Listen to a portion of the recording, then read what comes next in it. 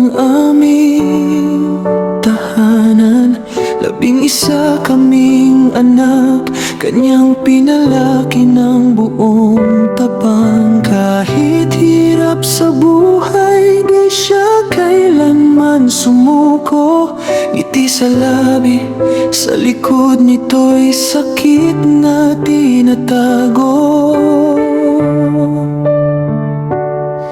Di man lahat sa amin ay nakapagtapos, pero tinuruan niya kaming lumapit sa Diyos.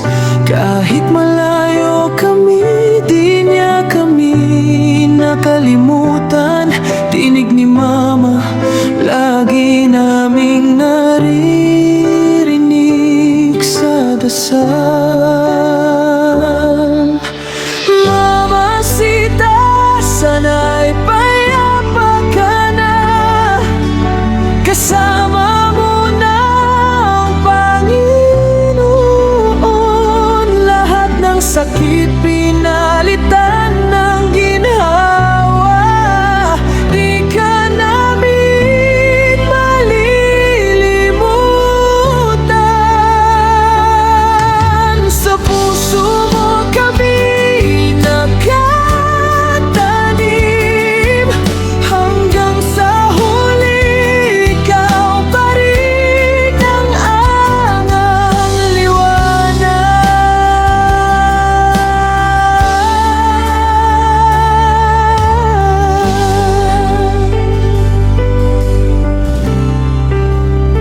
Noong Marso 2024, nang isinugod ka, Mama, sa ospital na may kabadluhan. Nanilaw ang iyong balat at doon namin nalaman may kanser ka na pala.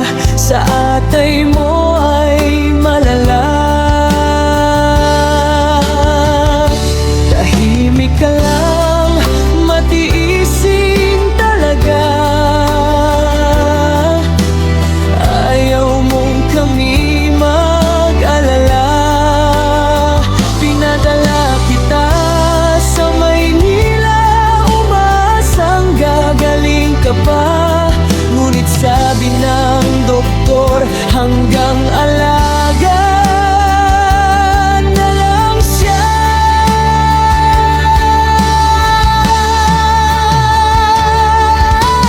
Mamasita, sana ay payapa ka na, kasama mo na ang Panginoon.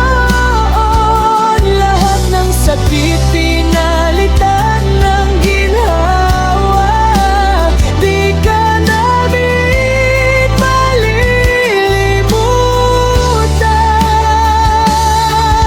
Sa puso mo kami nakatanim, hanggang sa huli ikaw pa rin ang aming liwanag.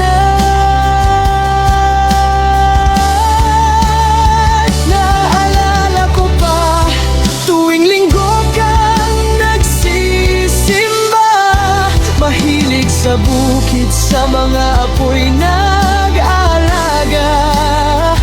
Masayahin ka at mapagkaibigan sa lahat. Si Mama Sita, sa puso namin di mawawala kailanman.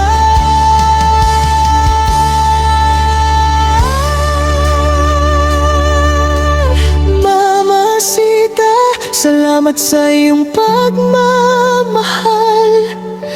Ikaw ang ilaw na walang kapantay. Kahit wala ka na, ramdam ka pa rin namin. Sa hangin, sa dasal, sa bawat umaga at gabi.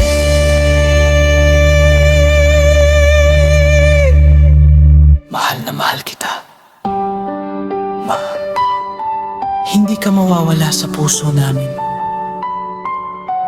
Hanggang sa muli nating pagkikita.